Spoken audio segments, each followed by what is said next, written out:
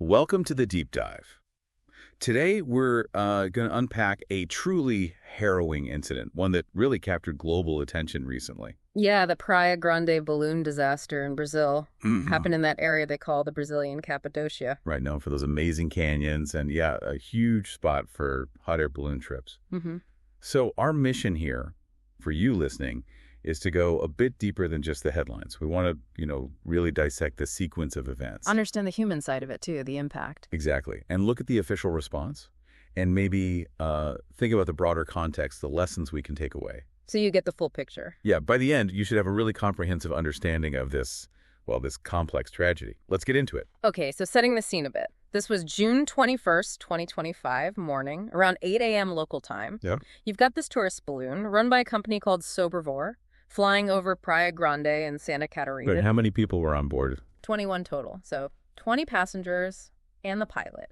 And the thing is, this company, Sobrevoar, they had a clean record, proper licenses, everything seemed above board. Which makes what happened next just, even more shocking. Definitely. So what did happen? The reports, they talk about a blowtorch. Yeah, that's the crux of it, seems to be.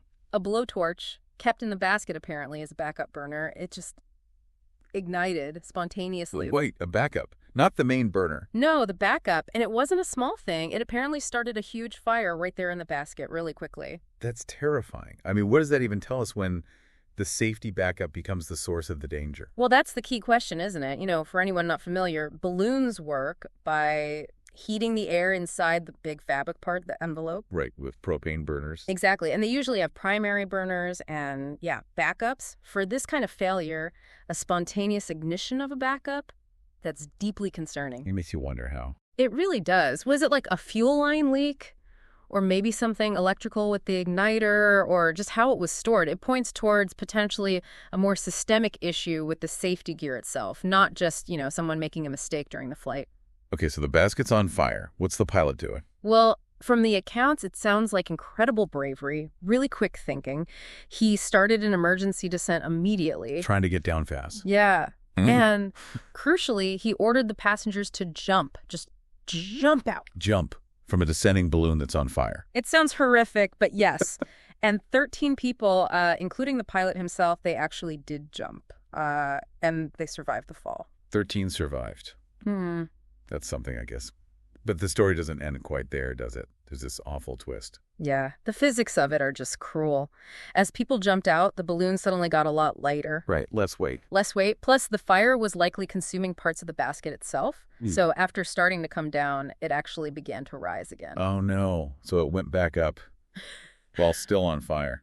It did. It kept climbing until the fire basically destroyed the envelope, that big fabric part holding the hot air. Once that was gone, it just plummeted. God, that's unimaginable. And the human cost. It's immense. And tragically complex. The sources confirm 8 people died. 8 fatalities. But it's important to understand how. It wasn't all the same. 4 people died directly from the burns, trapped in the basket. Still inside while it was burning. Yes. And then another 4, who presumably couldn't jump or maybe were overcome, they fell to their deaths when the balloon finally broke apart and fell. So different. Equally terrible ways to perish in those moments. Exactly. It just highlights the awful split-second situation they were in. And these weren't just statistics. The reports mention who some of the victims were. Yeah, doctors, a teacher, members of the same family. It really hits home, the personal stories behind the numbers. It's a tragedy that touched a lot of different communities. Absolutely.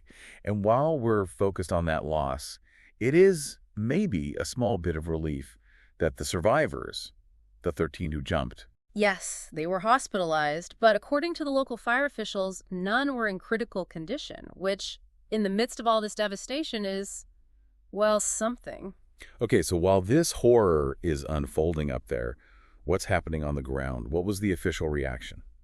It seems like it was pretty swift. The governor of Santa Catarina, Jorginho Melo, he expressed deep shock pretty quickly. Said they were focused on rescue efforts, monitoring the situation, supporting the victims, the immediate crisis response. And at the national level. President Lula also weighed in, offered federal help, condolences to the families. It shows how significant this event was perceived right from the start. Definitely. So beyond the immediate aftermath, what happens now? investigations. Oh, yeah. A full inquiry is underway by local authorities. They're aiming for a report in about 30 days, trying to pinpoint the exact causes. That'll be crucial. Yeah. Understanding that initial ignition, the whole sequence. Absolutely. And what's also significant is Sobrevoar, the company operating the balloon. They've stopped all operations indefinitely. Even though they had that clean record you mentioned. Yes. That signals how seriously everyone is taking this. It's not just a pause. It suggests they recognize there could be, fundamental issues that need addressing before they even think about flying again. And this isn't happening in a vacuum, is it? Brazil's seen other balloon issues recently. That's another layer, yeah. The sources mentioned other incidents, including another deadly crash in São Paulo just days before this one. Wow. So when you see multiple tragedies like this in a relatively short time, especially in a place known for this activity, what does that suggest? Well, it really raises questions, doesn't it, about oversight, about regulation in that whole adventure tourism sector in Brazil. Are the rules strong enough?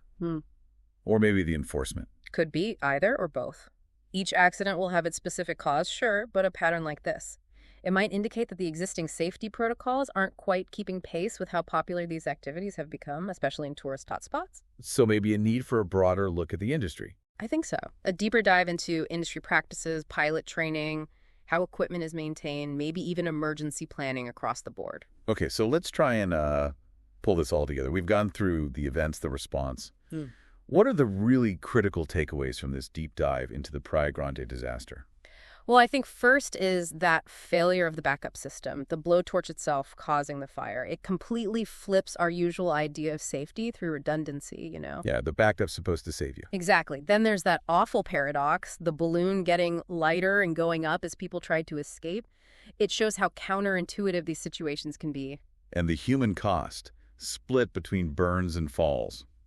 Just highlighting the sheer terror and impossible choices. Yeah, it wasn't just one single failure. It was like a cascade of terrible events, amplified by these unexpected factors, a really complex tragedy. And then the response swift action from the governor, the president, and crucially, the immediate grounding of Sobrevoar, even with their past record. That shows the level of concern. Right. And placing it in that context of other recent balloon incidents, like in São Paulo, it suggests this isn't just a one-off problem for Praia Grande, but maybe points to wider challenges for aerial tourism safety in Brazil's growing adventure market. So ultimately, I think this whole tragic event just hammers home a vital point. Adventure tourism, it's exciting, it offers amazing experiences, but there are real risks involved. Sometimes hidden risks. Sometimes hidden, yeah. And Praia Grande is just a powerful, terrible reminder of why strict safety rules, really robust maintenance, and highly trained people are absolutely non-negotiable. It really underscores that need for the highest standards. Definitely. So thinking about all this, maybe here's a final thought for you, the listener, to consider. When we seek out these adventures, these unique experiences, especially things involving maybe newer technologies or different kinds of transport, how do we balance that excitement, that allure, with the risks that might be lurking beneath the surface? And maybe, what responsibility do we as consumers have to try and understand the safety standards behind it all? The potential vulnerabilities, even when a company tells you they have a clean record. Something to think about.